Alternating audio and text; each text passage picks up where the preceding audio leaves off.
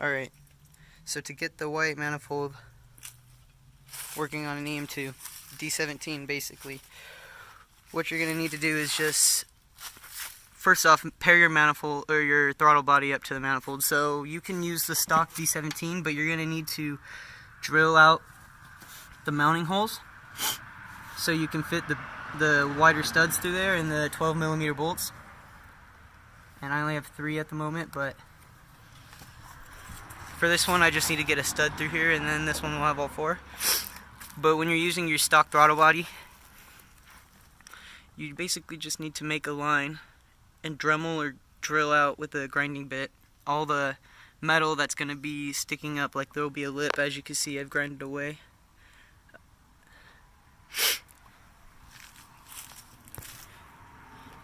So once you do that, for your EGR, if you do decide to run your EGR, it's for emissions. So to run your EGR, you're going to need to grind some of this out like that and cap this off and run a vacuum hose right here to any vacuum line. I have this one capped off, but you can go ahead and run that there.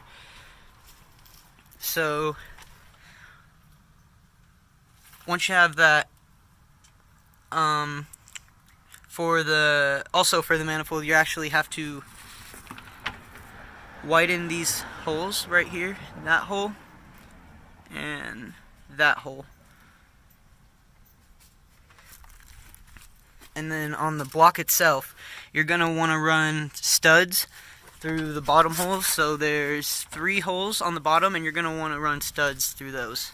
So you're going to have to get studs either online or at the junkyard, put them in. And then for the top, I just have bolts. And then, let's see what else. For your evap, there'll be a little evap sensor coming off of this. It'll be a vacuum line right here, because this is the fuel. So vacuum line coming off of this, and that's just to let your gas tank breathe.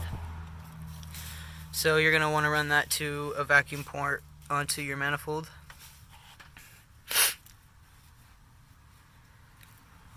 For the fuel rail, excuse me. For the fuel rail, basically what I did was I took it off. I took this clip off right here, the hose, and then I emptied all the fuel out, and I angle grinded this vacuum hose on there because you're not going to need that. I forget what, I believe that was for the evap sensor, because it's located over here on the stock manifold. And yeah, so that was for the evap sensor, so you can just go ahead and be careful. Obviously don't hit the fuel rail itself.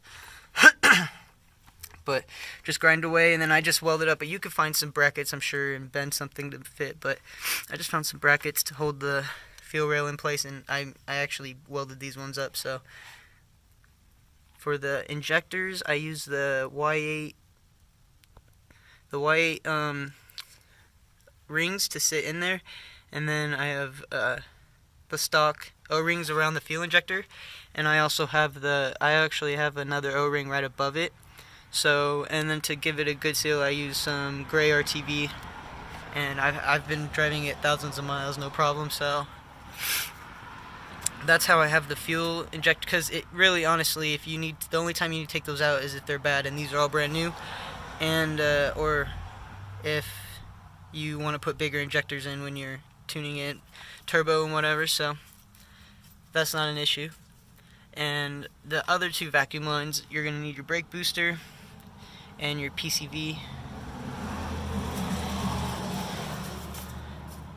I just have them ran off of this one, and I had to you could probably find another bracket as well to fit this, but I had to weld up a little bracket to hold my throttle cable perfectly.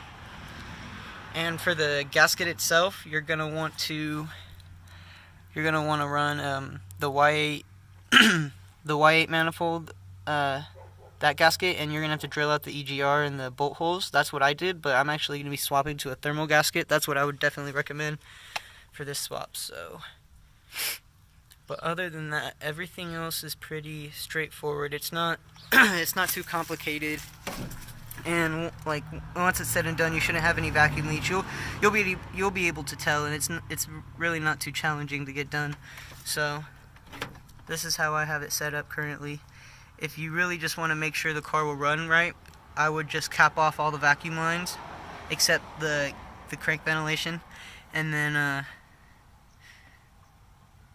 after that you could just test to make sure that the throttle body, the idle, everything is good, and then connect all your vacuum lines to make sure you don't have any vacuum leaks. But I'll go ahead and show you guys how it is when it's running.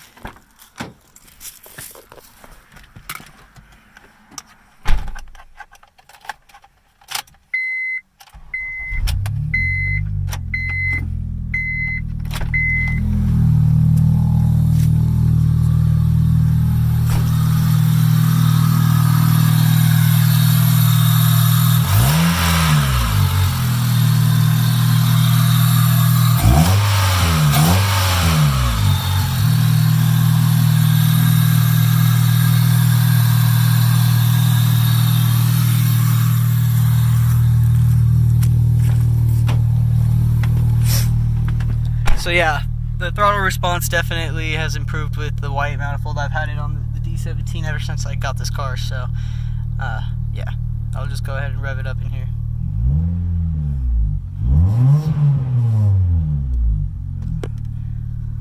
So yeah, thanks for watching.